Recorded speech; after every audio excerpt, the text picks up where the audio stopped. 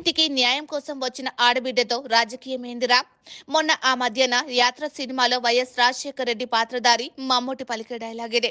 ఎంతో ప్రాచుర్యం పొందింది ఈ డైలాగ్. అయితే రాయలసీమకు ఈ డైలాగ్ దగ్గరగా ఉంటుందన్నది ఒక వాదన.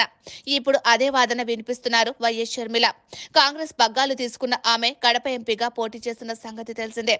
సోదరుడు జగన్ పై గట్టి ఫైట్ చేస్తున్నారు. అయితే తన శక్తియుక్తులన్నిటినీ ప్రదర్శిస్తున్నారు.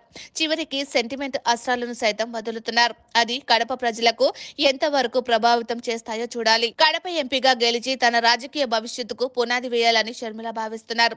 ప్రధానంగా వైఎస్ వివేకానందరెడ్డి హత్య అంశంపై మాట్లాడుతున్నారు. కడప ప్రజలతో మమేకమయ్యే ప్రయత్నం చేస్తున్నారు. చివరకు కొంగు చాచి అడుగుతున్నాను, న్యాయం చేయండి. మీ ఆడబిడ్డలం అడుగుతున్నాం, న్యాయం చేయండి. మీ వైఎస్ఆర్ బిడ్డలం అడుగుతున్నాం, న్యాయం చేయండి అంటూ సెంటిమెంట్ అస్త్రాలను సంధిస్తున్నారు. ఇవి విపరీతంగా వైరల్ అవుతున్నాయి. ప్రజలను ఆలోచింపజేస్తున్నాయి. రాయలసీమలో ఆడబిడ్డది ప్రత్యేక స్థానం. పుట్టింటిని వెతుక్కుంటూ వెళ్లే మహిళకు ఎనలేని ప్రాధాన్యమిస్తారు. తోబుట్టువుగా చూసుకొని శక్తి కొలది సాయం చేస్తారు. ఇప్పుడు దానినే గుర్తు చేస్తున్నారు షర్మిల.